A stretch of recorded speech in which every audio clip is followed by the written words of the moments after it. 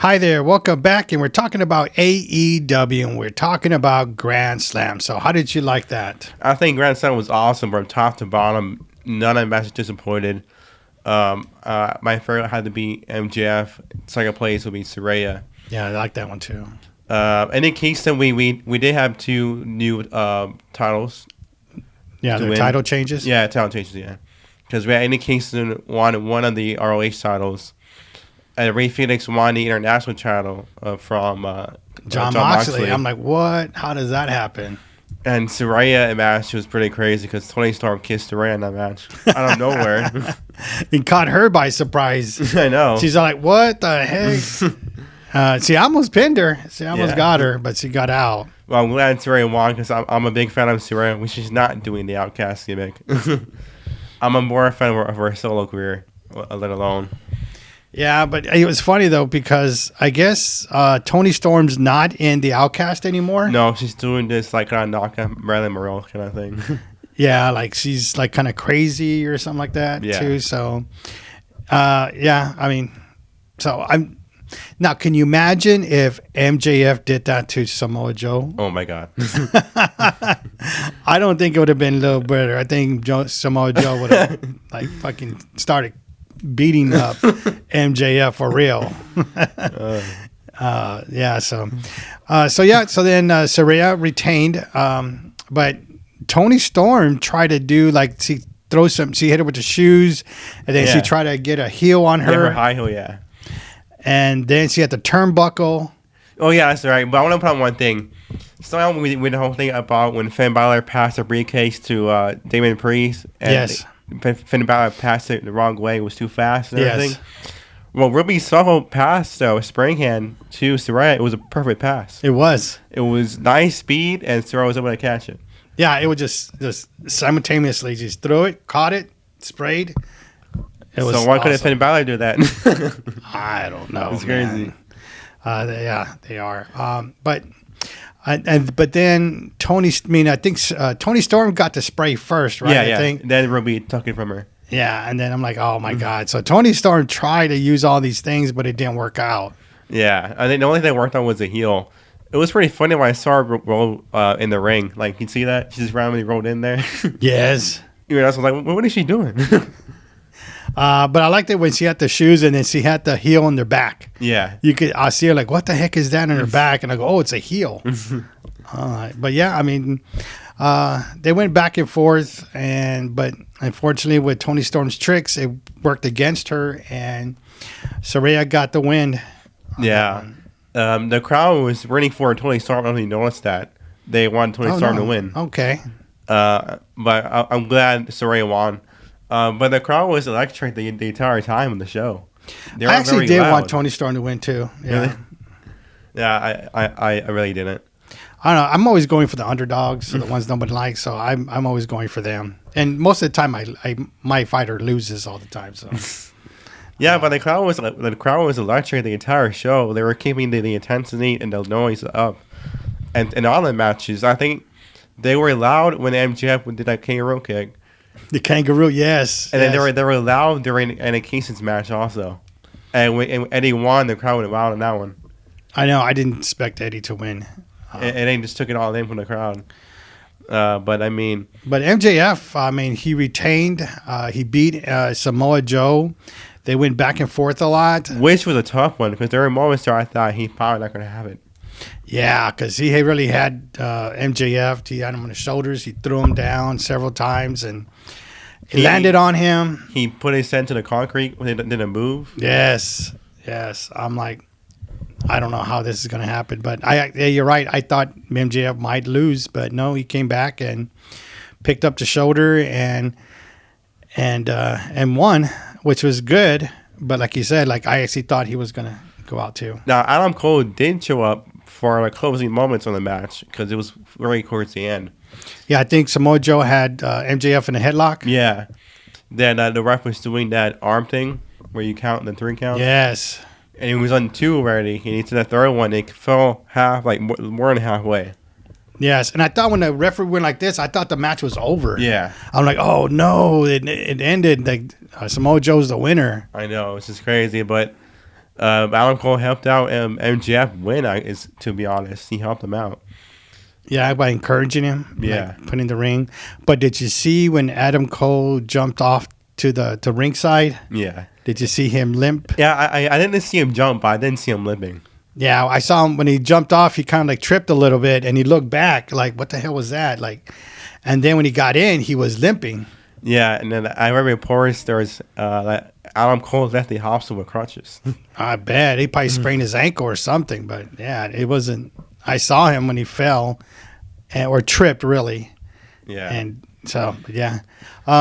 But what does that mean for Samoa Joe now? Because, I mean, Samoa Joe just got beaten by CM Punk, and he got beat by MJF. Yeah. So a former world champion and a current world champion he lost to. Because CM Punk was a former AEW champion. Now, what do you think about Samoa Joe shaking MJF's hand? I thought it was unexpected, to be honest. I didn't think it showed that sportsmanship to him. Does this remind you like a Brock Lesnar and Cody? Yeah, a little bit.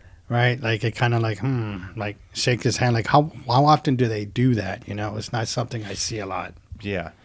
Especially to give them the respect, you know, like that.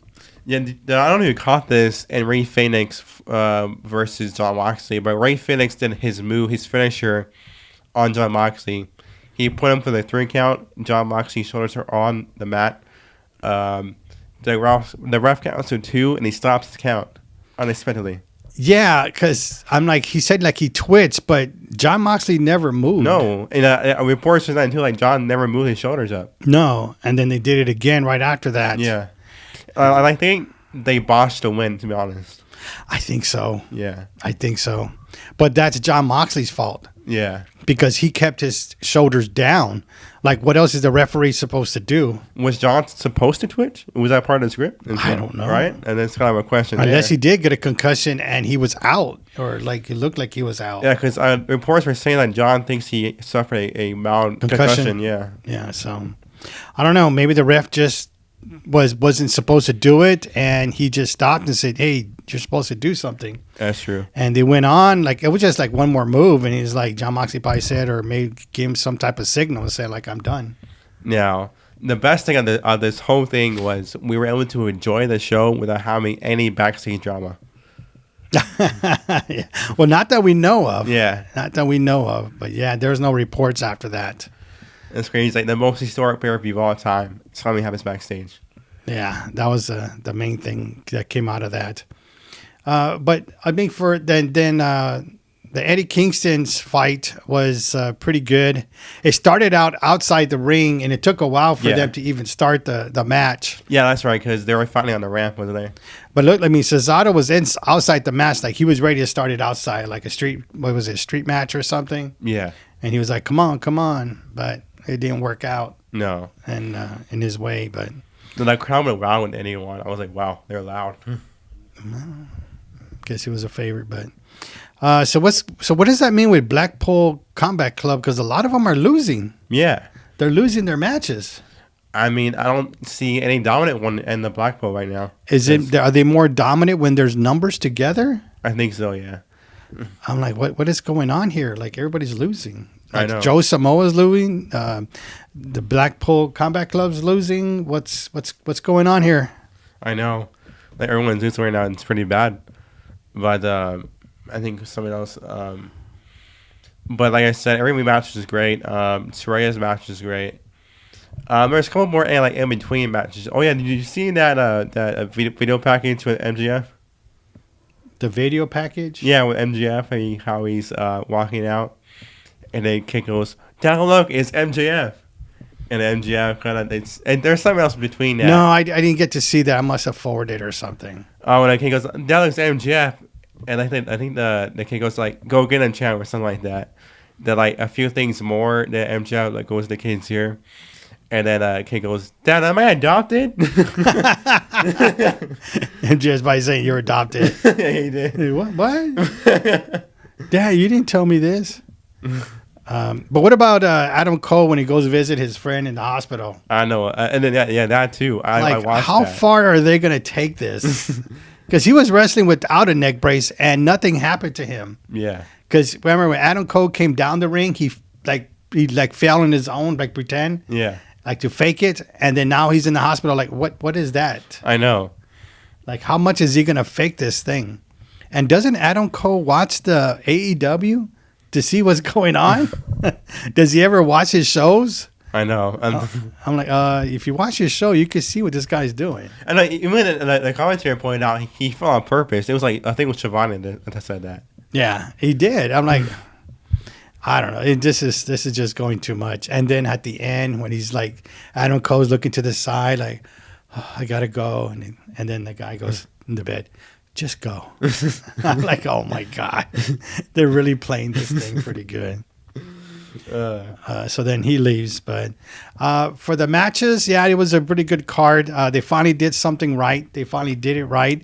They actually had title changes during Dynamite. It's called Dynamite, right? Yeah, Dynamite, yeah. Okay, and they had 2 title changes, which is good. I mean, WWE rarely does that.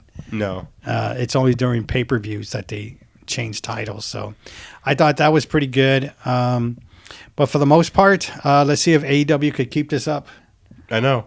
Because they're doing pretty good. Obviously, their audience is doing good again because they're in a rough spot where, like, nothing's getting sold, to be honest. Yep, and because I think I read reports they were trying to do something to prevent the audience from not being there, because their ticket sales are always down. Well, I mean it is what it is. I mean they got a lot of stuff to work on, and I guess it's finally showing. Because I always tell you, like, man, there's always something they're missing. They have too many fighters, too many wrestlers. They're trying to get everybody in a card, and they're putting them in different places. Because like some of these matches don't even make sense. Yeah. I saw a report like a few weeks ago saying that the floor section was $20. Oh wow! Because like sales are down right now. Wow, I don't know if there'll be that much. I don't know about that, but I mean, I'd be surprised. Like what? But all right, well, we'll see you next time. Yeah. Don't forget to subscribe to our podcast. Peace.